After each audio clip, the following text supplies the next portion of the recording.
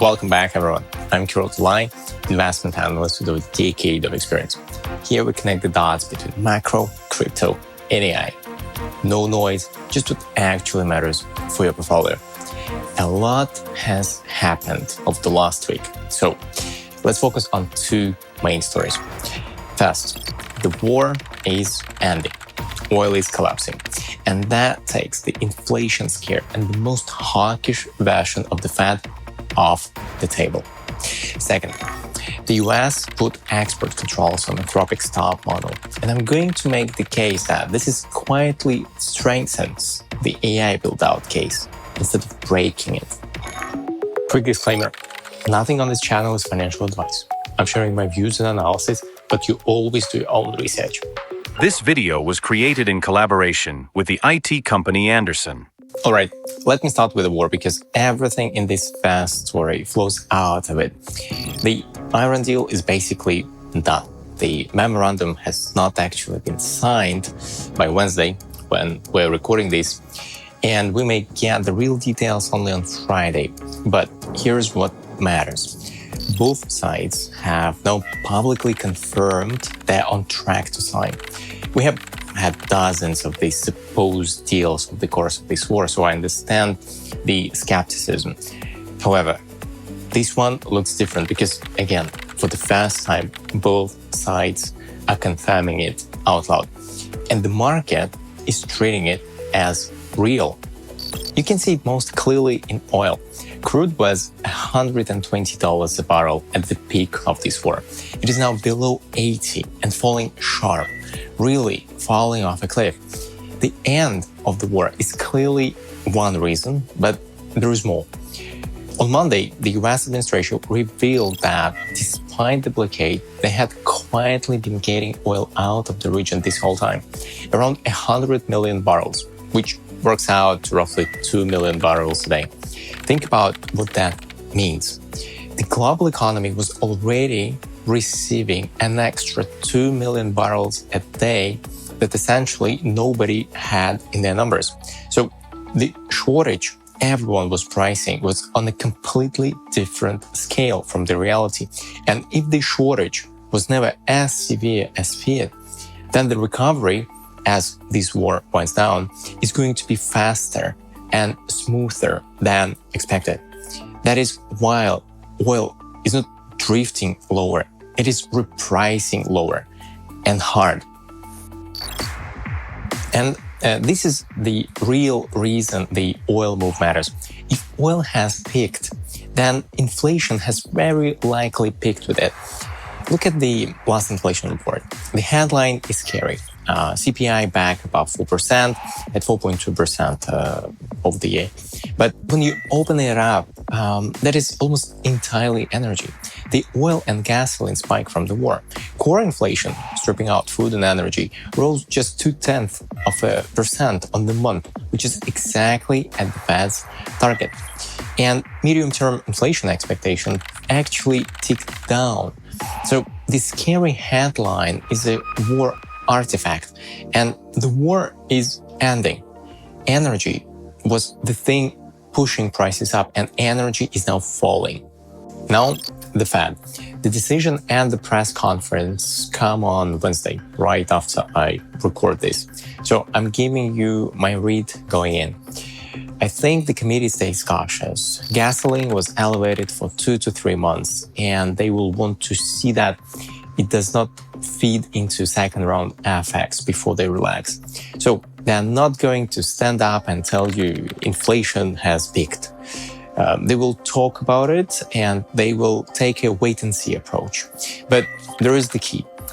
The collapse in oil takes the most hawkish outcome completely off the table. On the projections, you might get 1 or 2 members penciling in a hike, but I would expect the median dot to sit at 0. And there is a personality angle that matters here. This is Kevin Warsh first meeting as a chair. And the first meeting is a statement of identity. My read is that he wants to establish himself as a market-friendly chair, the Alan Greenspan of 2020s, the one who led productivity compound and looked through somewhat elevated inflation. So I lean toward a dovish press conference. Put it all together, and the conclusion is simple. Across the major central banks, we're at peak hawkishness right now. It does not get more hawkish than what is already priced in. And nowhere is that clearer than in Europe. The ECB is caught completely offside. They hiked into a set of forecasts where even their mild scenario assumed oil around $90. A week later, oil is already below that mild case, and they have effectively told the market they will hike again in September. So what do they do now? They have boxed themselves in. They will probably go through with the September hike because, again, they have already prepared the market for it. But if they do, that is the last hike of the so-called cycle, not the beginning of one. There is no hiking cycle coming in Europe. The data has already moved against them.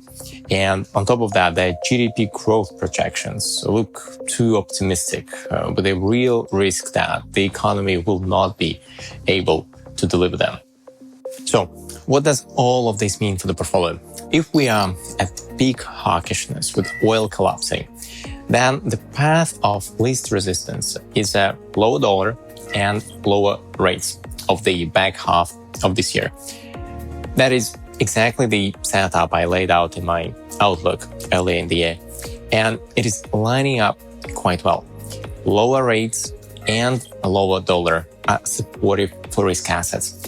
And notice what the correction at the start of June actually did for us. That flush, which felt ugly at the time, cleaned out the leverage and reset positioning. We are now sitting in a healthier, calmer market than where we were in late May, with rates heading lower and inflation heading lower. And this changes my timing.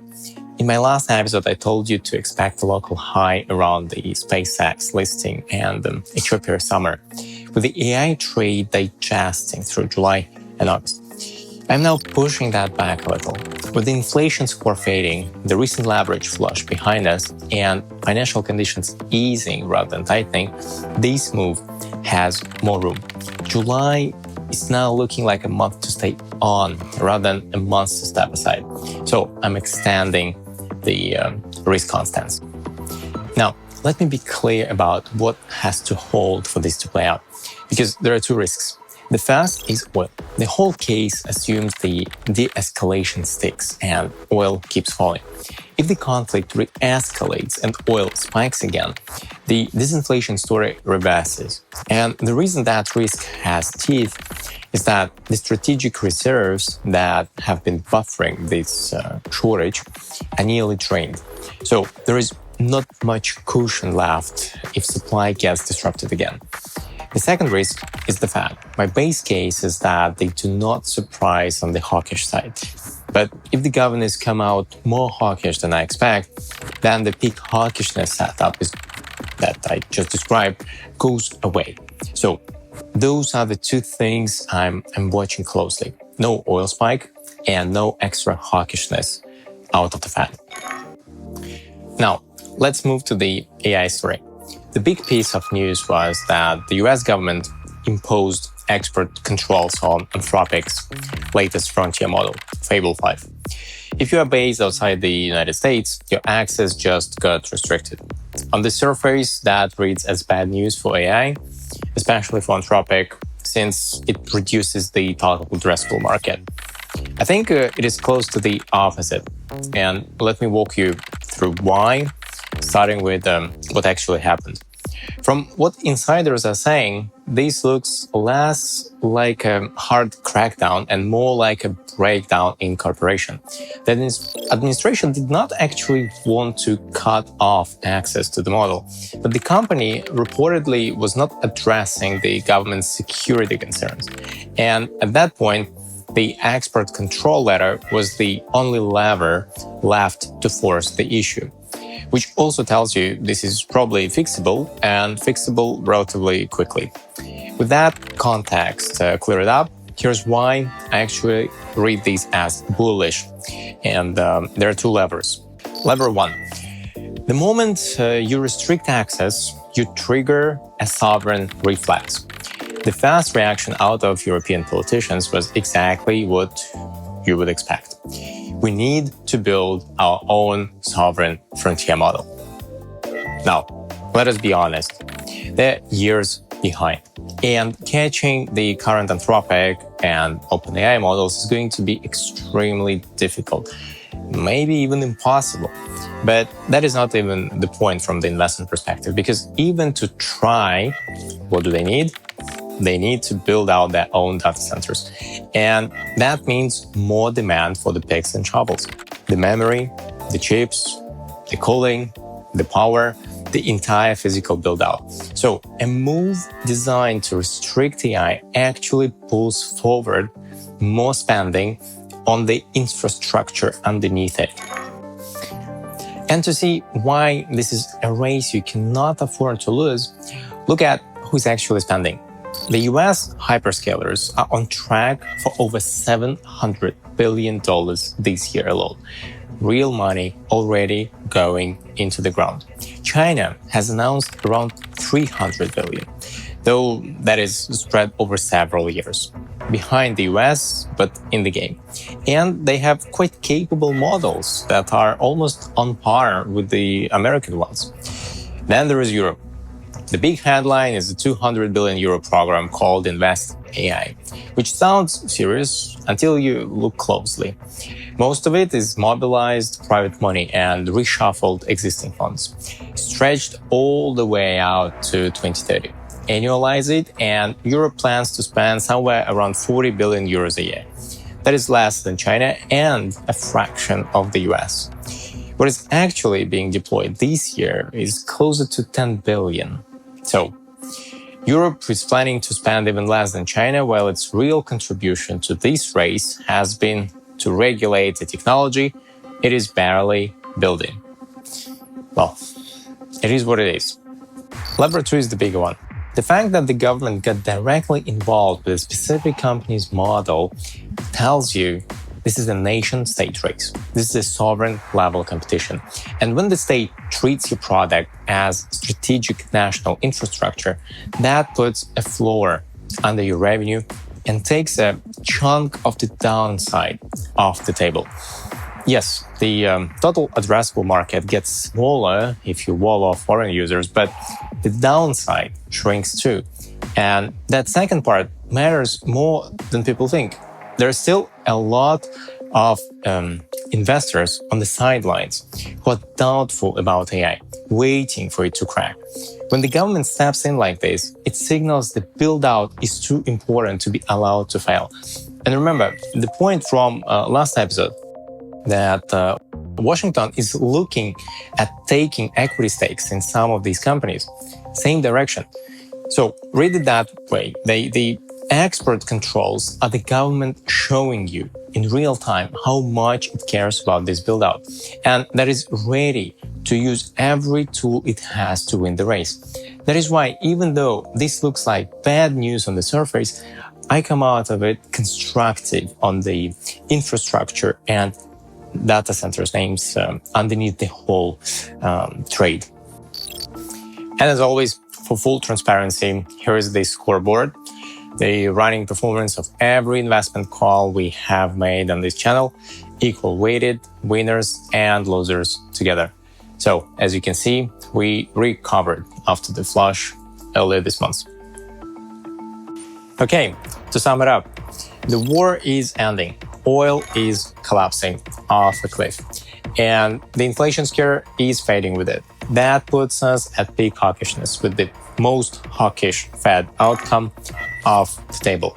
A lower dollar and lower rates ahead, and a cleaner market after the early June flush. So I'm extending the risk on stance and pushing my expected digestion phase further into summer, as long as oil does not spike and the Fed does not surprise hawkish. And on the AI side, the export controls on Anthropic, other government putting a floor under the build-out, which keeps me constructive on the infrastructure names underneath it. That is through the line. Stay invested, stay selective, and keep an eye on the oil price and the conflict. That's it, guys. If you got something out of this, hit subscribe and like, and I see you next week.